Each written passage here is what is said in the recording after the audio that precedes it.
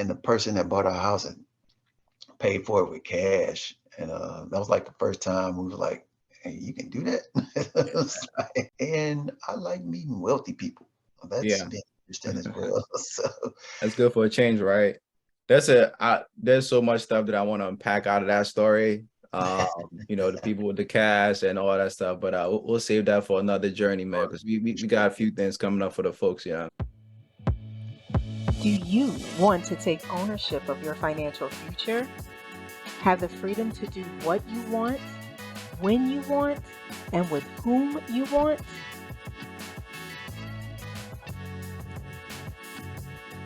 Welcome to the top, the Take Ownership Podcast, the ultimate destination for Black people who want to learn how to build wealth through multifamily investing. We believe that multifamily investing is one of the most powerful wealth building tools available to our community. Through our podcast, we demystify the world of real estate investing and show you how to use multifamily properties to create long-term passive income streams and build equity. Each episode features expert guests, real-world case studies, and practical tips tailored to Black investors. Whether you're just starting out in real estate investing or you're a seasoned pro, you'll find valuable insights and actionable advice that can help you achieve your financial goals. Join us on the Take Ownership Podcast and start taking ownership of your financial future today.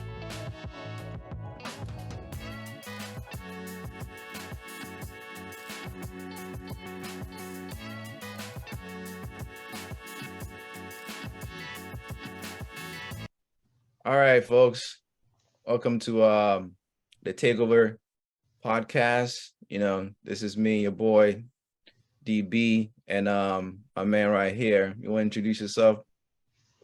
what's good, everybody?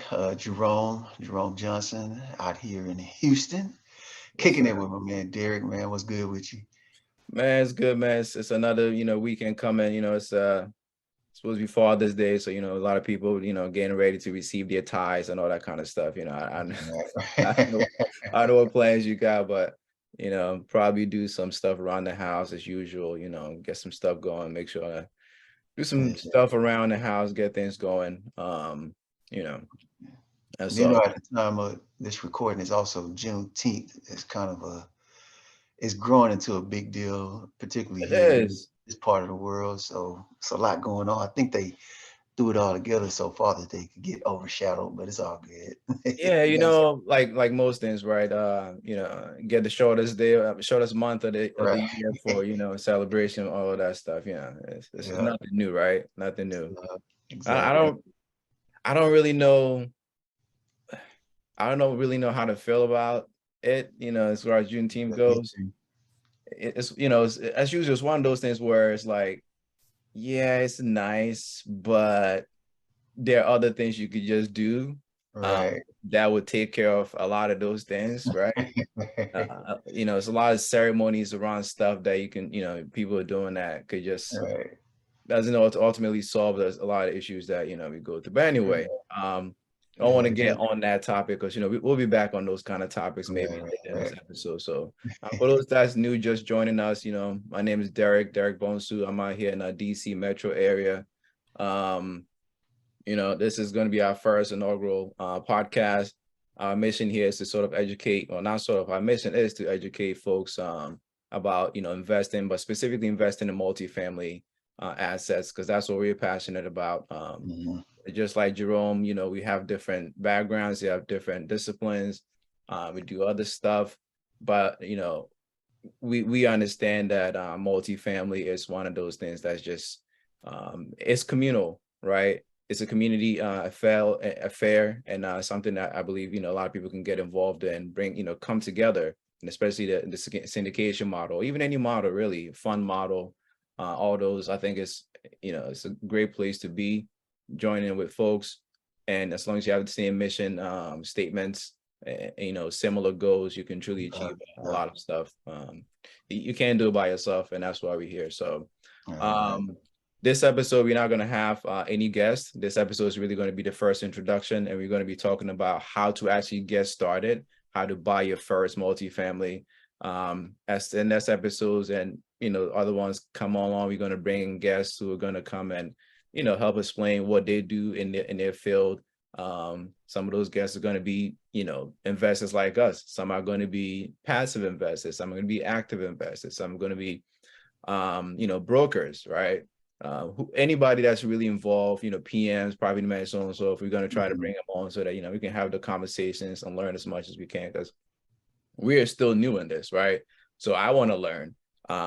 This is more of a selfish thing. It is to educate, but it's also in a selfish reason, right? I want to be able to educate myself on some of these things and connect with folks. So Yeah. Why not? Why not learn as you grow, man? So yes, sir. Yes, sir. Yes, sir. So Derek, can you what kind of market trends are you kind of up on right now in regards to multifamily? Man, I'm gonna tell you, the market has been crazy for the past few years, right? We went through sort of that phase where something comes to the market and it's gone, right? And not just gone, but before it's gone, you have a whole bunch of people jumping into it because interest rates was low, cost of money was cheap, people were jumping in, people were buying. As the Fed started tightening rates, things have started changing, right? Things are sitting on the market a little bit longer, people are being a little more careful. What's ironic is that, and we'll talk about this a little bit, we are talking about multifamily, right? But in this, single family residential space, Zillow is actually predicting that home prices are actually going to go up about 5% this year, which to me seems crazy because with the way the interest rates are, people are just not able to afford stuff, right? So right now, realistically, on the I think it was an article that actually came out from I think it might have been CNBC, I think. They were predicting a 5% increase because inventory is still kind of low, because people are holding on to their homes, right? I know a bunch of people that got, low rates when the rates were low.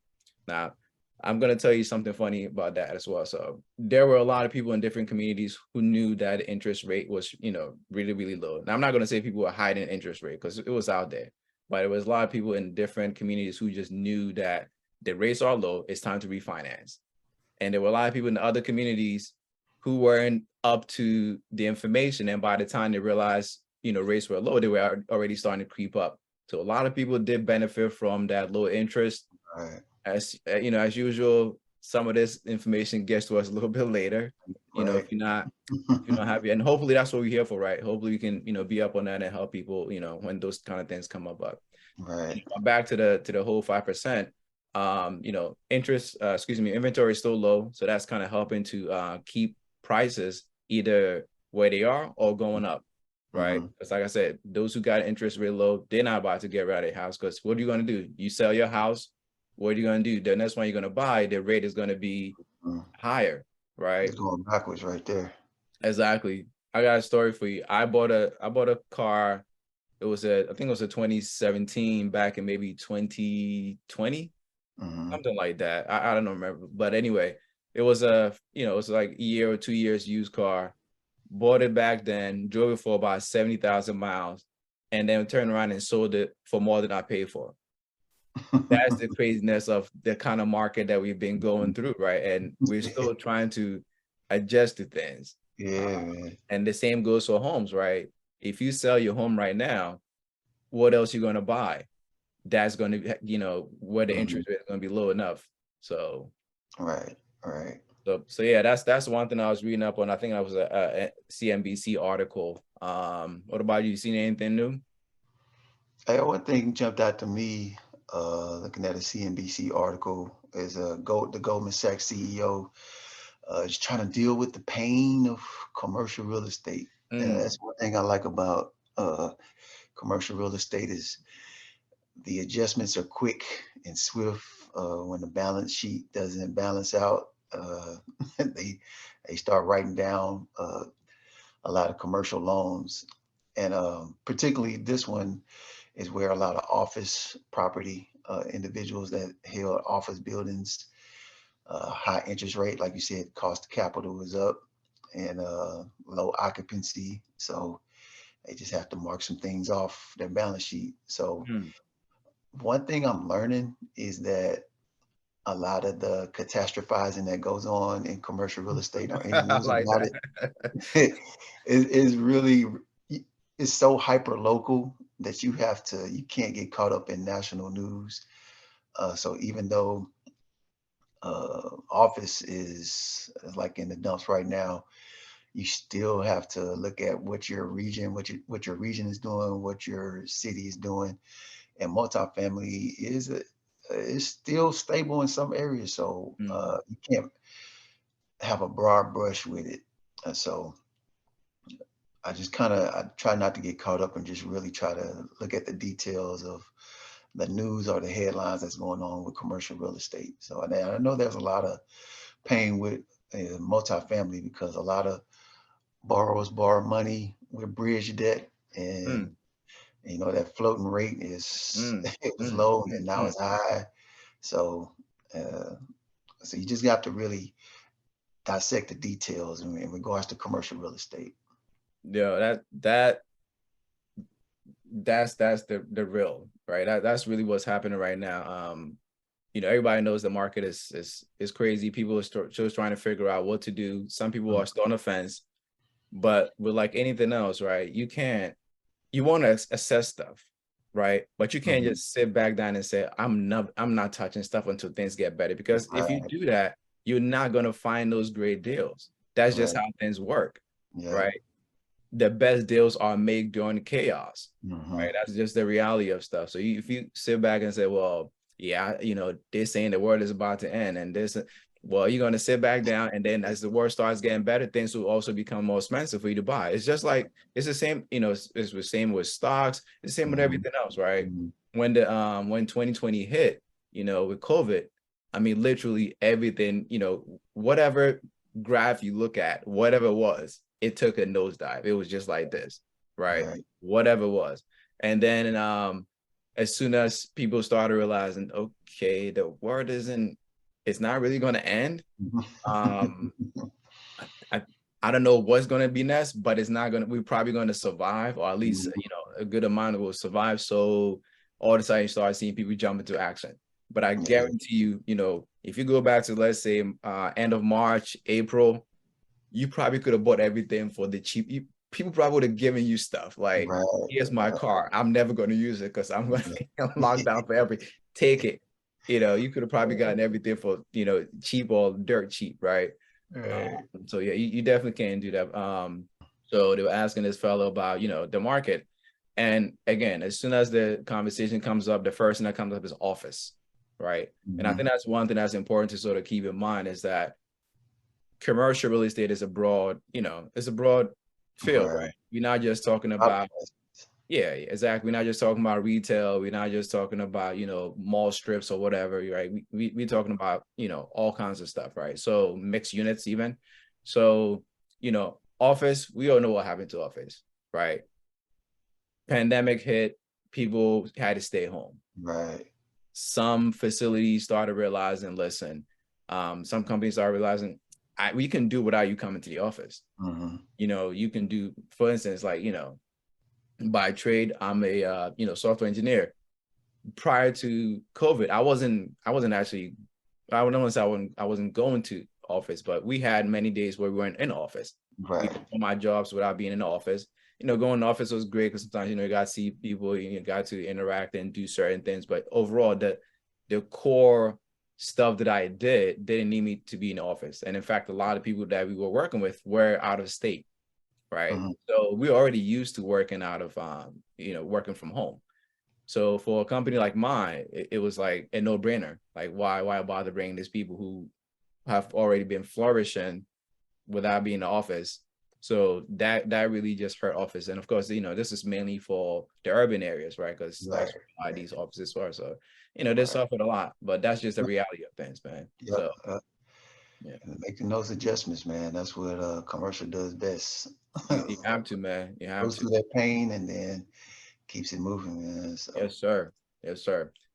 So, normally what we're gonna do is, with the podcast, what we will do is, we'll jump on this, we'll talk, we have a little conversation, talk about what's really going on currently environment, and then we'll bring our guests on. As I mentioned, this time around it's just me and Jerome. There's no guest. So for this, I'm gonna actually talk a little bit about my background, and then I'll have Jerome. He'll talk a little bit about his. We'll save more of the details for a little bit later, but we'll just give you some general overview. So For sure. so what I'll do, so for me, I actually started, I bought my first property right out of college, back in the good days of 2006. Bought a property, was a 2-unit, it was a, duplex. And this was, again, it's kind of funny that we're in this crazy time, because that was also a crazy time, right? It was a time where prices seemed like they could never go wrong. Like people were literally buying a house and selling the next day without doing any work for like over 100K more, right? It was just madness. But the problem was that it seemed there was no inventory at that time. I don't know if that's true. I think, going back and reading some of the articles, it seems like that really wasn't the case. It was just that people were just being greedy. But anyway, so I bought this property. This was a single family you purchased? No, it was a duplex, actually. Okay. Yeah, it was a duplex. Unfortunately, I didn't have a lot of good people around me in terms of, property managers, inspectors, stuff that we're going to talk about that you need when you go to buy properties, right? So bought this property, was hoping to, house hack it. Back then, I don't even think the word house hack was a thing. But, we were already doing all that kind of stuff, as usual with a lot of these days, people have been doing it for hundreds of years, but, if someone comes, puts a name to it, and then it becomes a name thing. But anyway, that was the idea, right? I was going to house hack it. But what actually ended up happening was we found out the roof was terrible. The back of the house was like barely holding together. I mean, I dumped literally all my assets into that. And I went broke, and again, I was just coming out of college. So it wasn't like I had millions of dollars sitting on the side for me, right? So ultimately, I tried to give the property back, try to do a short sale, all that stuff. And yeah, lost that property. And that really, sort of put me in a position where I didn't really want to do, housing anymore. But ultimately, I knew that in order to build the kind of wealth that I want to build, that generational wealth, that sustaining wealth, right? This is literally one of the best avenues. Right. So I'm back at it. I've been back at it for a while. I've been doing a lot of short-term rentals, find some really good success in that. And while it is a little passive, short-term rental is not completely passive, right? It still really requires some active involvement. Even if you had a VA, right, a virtual assistant. So for me, I feel like, multifamily is really the path, and that's why I'm here. So that's my brief short. Next time we'll probably, dig a little bit deeper into all the little other stuff that I brought down the way. And, so what about you, man? So just from a high level, I think I've always been in real estate, but I always take the safe route. So like I would try to give, when I thought of real estate, I thought of real estate agent. So like if I wanted to be in the real estate game, I need to be an agent. So I would take the test, take all the classes, but never go and get the license. Okay. And then I spent the majority of my professional career at the Central Appraisal District here in Houston. So instead of becoming like an independent appraiser, I just want to take the safe route and just get a steady job. But like you said, it's hard to gain wealth, when just working any kind of W-2, because even if you're getting paid a lot, you're trading your time in. So I think our last experience, my wife and I bought a house. It was at the kind of height of the pandemic. Just unbeknown, we jumped on those low interest rates, and the person that bought our house had paid for it with cash. And that was like the first time we were like, hey, you can do that? Like, she just swooped in, and we met her. She was like real cool. There was nothing fancy about her. And she just kind of came in with cash, and It was just, our real estate agent was, it was just all seamless.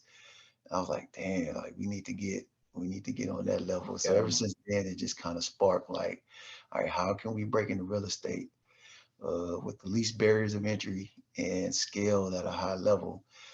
And we tried flipping, and then we tried flipping mobile homes, which was an experience. I can't wait to get into those stories. Yeah, I can't 'Cause wait, man.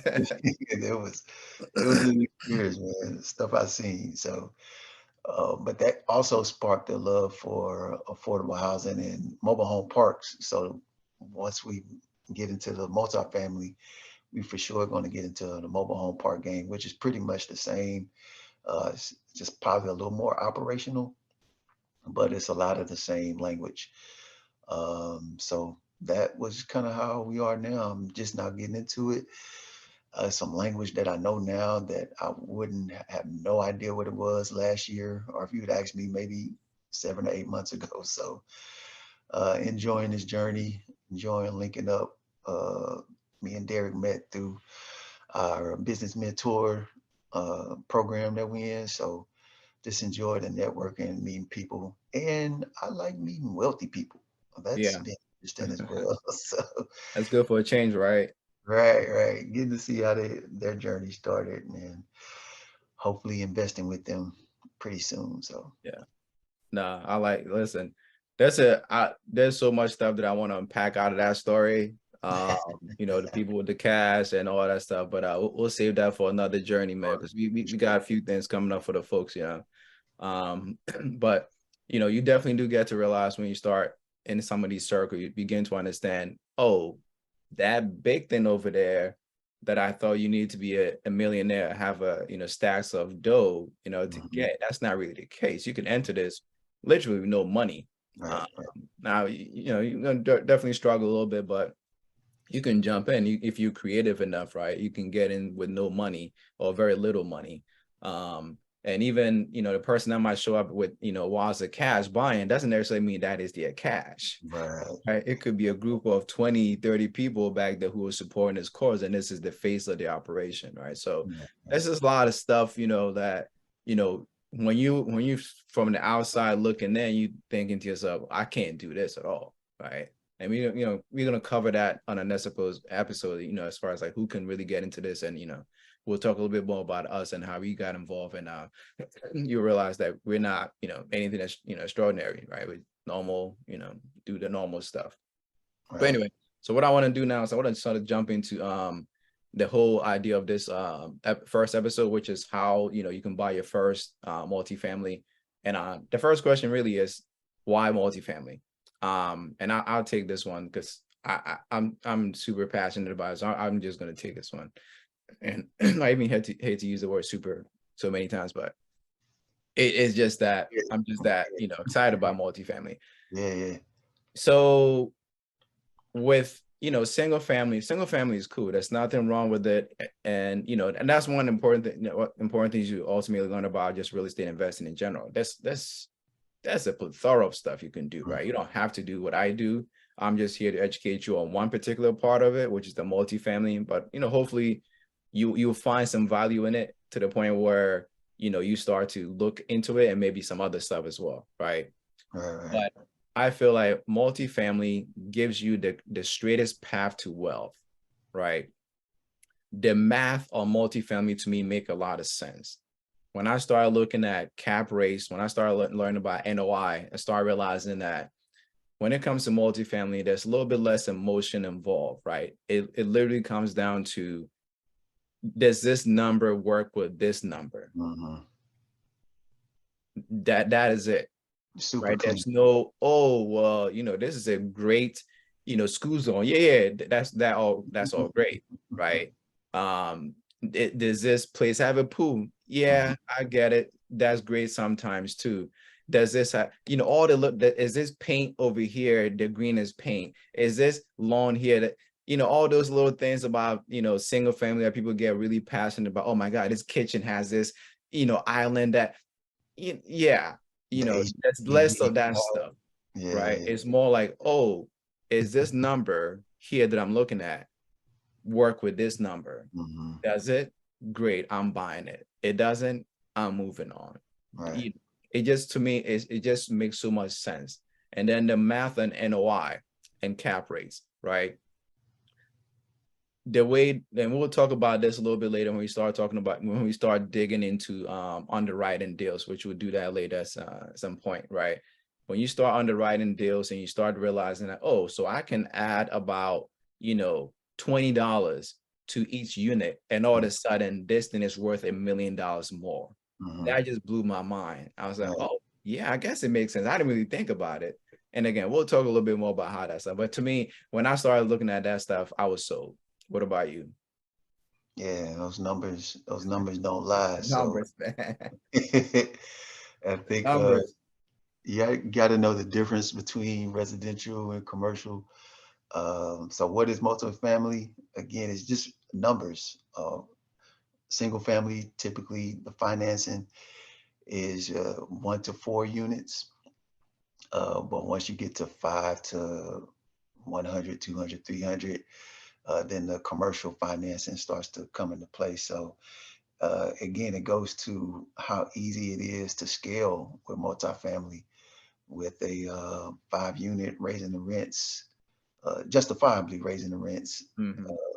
It just can cause such an increase in your net operating income. So that's the difference between multifamily. Single family is again the capacity, the numbers 1 to 4, looking at one single family, 5 on up. You're looking at the financing for multifamily. So that's one thing that you need to know the difference of. And how, go ahead and walk us through, Derek. Like, how did we get through our first apartment? Yeah. So, yeah. So getting your first apartment. Let me actually touch on something you brought up, which I think is really important. That whole Mhm. idea of multifamily, because sometimes you might hear someone who is not in the know, they'll see a duplex, like, oh yeah, I got multifamily. Yeah, it is. The commercial lender though is going to look at it and say, no, Right. this isn't for me. Go to Wells Fargo or something and get and get your, no, not promoting Wells Fargo, by the way, because they do funny stuff too. But yeah, go to your normal, loan broker or whatever and get, a residential loan, because that's what you can do. That's residential loan, 1 to 4 family. And Right. and honestly, and we'll talk about this again a little bit later, but I think it's also a great place to start, similar to how I started. Don't start like I did back, getting out of college and buying some crazy stuff, but it definitely is a good way to get started, the 1 to 4, because you can build that worth that way as well too. You don't have to jump, automatically into the 5+ unit, which is what we're passionate about. But the 1 to 4 is also a great place to be, Right. especially starting out, right? Because Yeah, yeah, no, for sure. you can get the single family. You can still qualify for the typical single family loans, right? Which is Mhm. really great, which is like the 5% down and that kind of stuff. So Right, right. can even get help in some communities and stuff like that. But anyway, so let's jump into how to buy your first property, because a first apartment with little or no money down, right? So what we do specifically is we do syndication. Now you don't have to do a syndication model. You can do funding model. And we'll jump in a lot of those intricate stuff, details a little bit, but just for the forefront. So the first thing you want to do is you want to pick your market, right? Pick a Mhm. market or two. It's always nice to be close to where you are, right? So I'm in a DC metro. I prefer to invest, locally.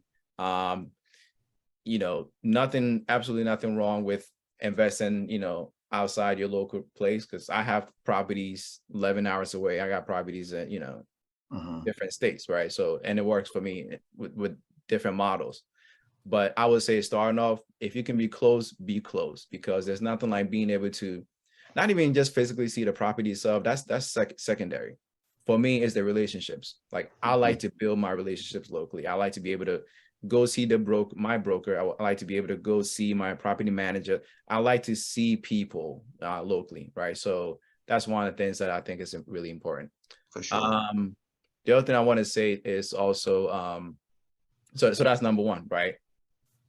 Pick your market. Once you got your market selected, you begin to reach out to your brokers, right? So who are these brokers? These are commercial brokers, specific brokers for commercial properties, right? 5 units and up, right? So you can hit up places like Crexy.com, LoopNet.com. You're not gonna find that stuff on Realtor.com. That's just they don't exist there, right? Because those are different properties, right?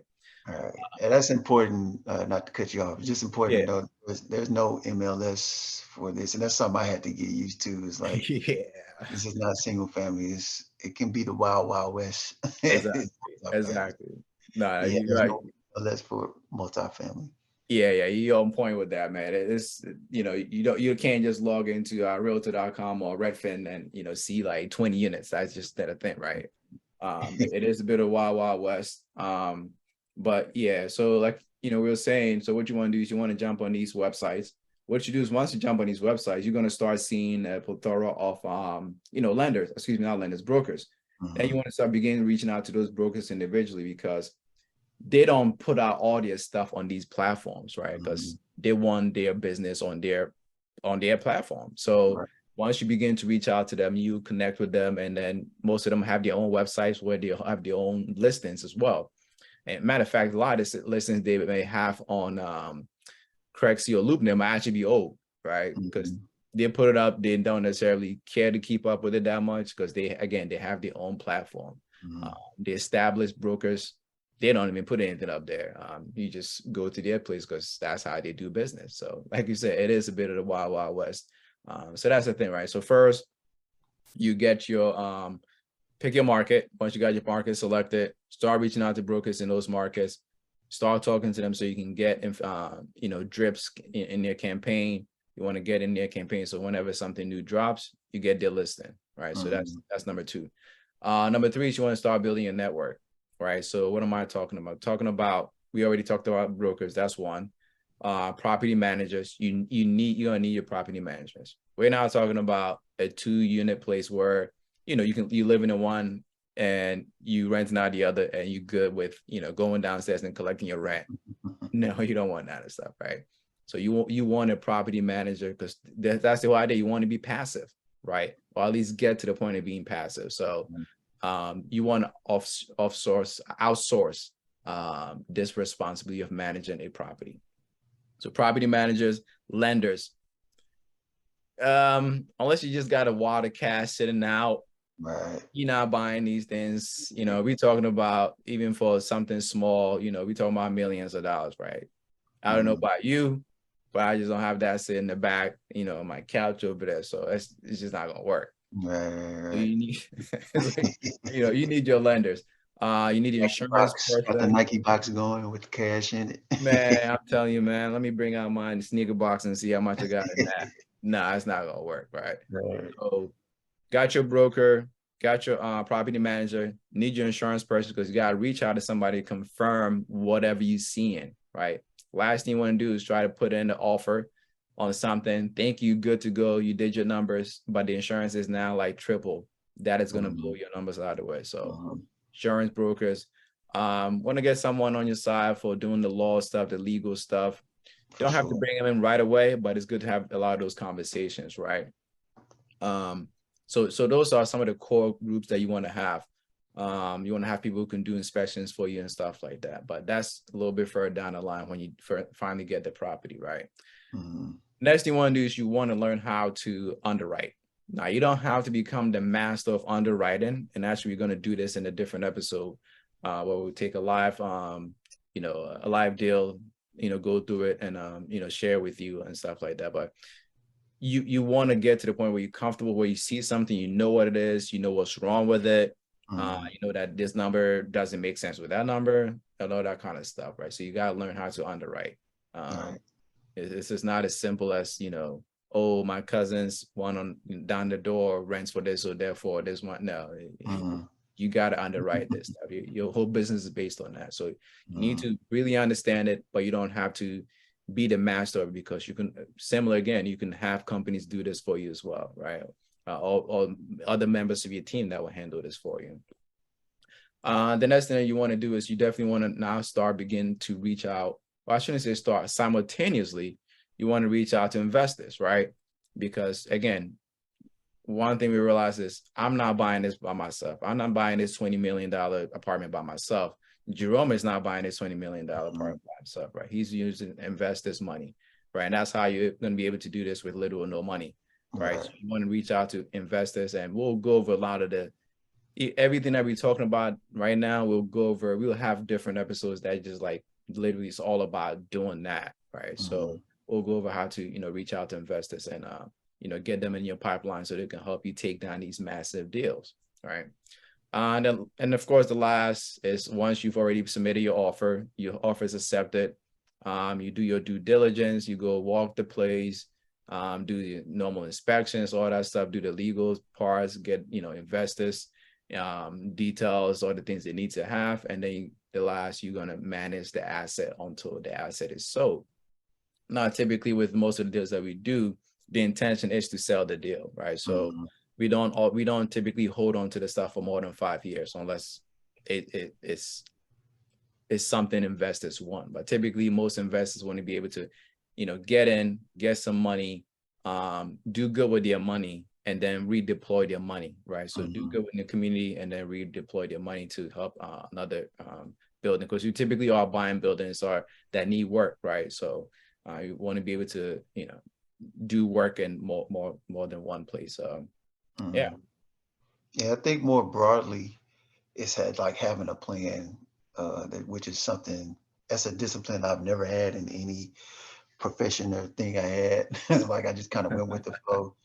But with multifamily, like you have to have a plan, have to have a clear vision of what you're going to do with this property, and that just kind of hits on all the points. Is just the importance of teamwork.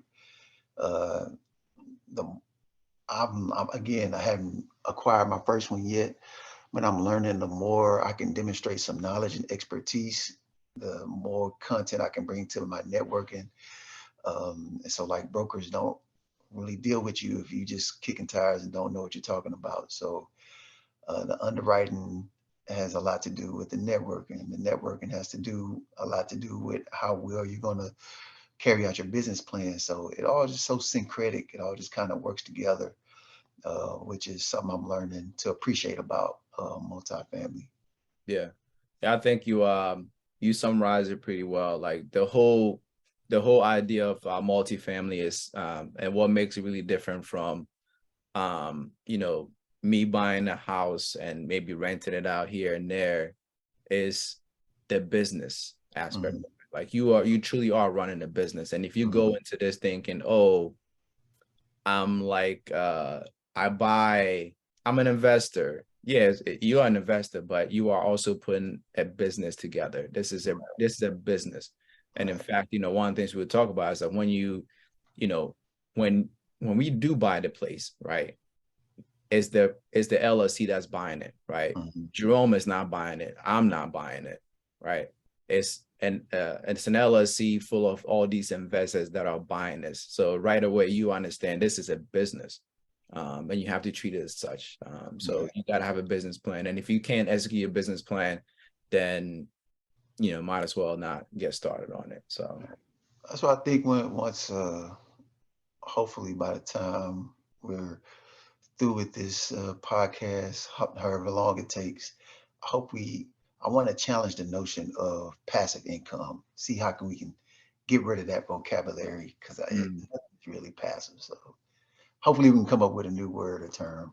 absolutely, absolutely. All right, so we're gonna close this one out. This was good. Like I said, we're gonna have a lot of different episodes coming up. This was just our first inaugural episode. Just talking to you, seeing how you can give me a little bit of information about multifamily, how you can get involved. And the next episode is we're really gonna talk about how each one of us can get involved. This was more about how to get started by your first, so that we sort of demystify stuff. And as we Sure. continue on, we're going to bring out some more guests and going to educate the folks, right? That's what we're here for. And selfishly, like I said, meet a lot of people and educate ourselves in the process. So Mhm.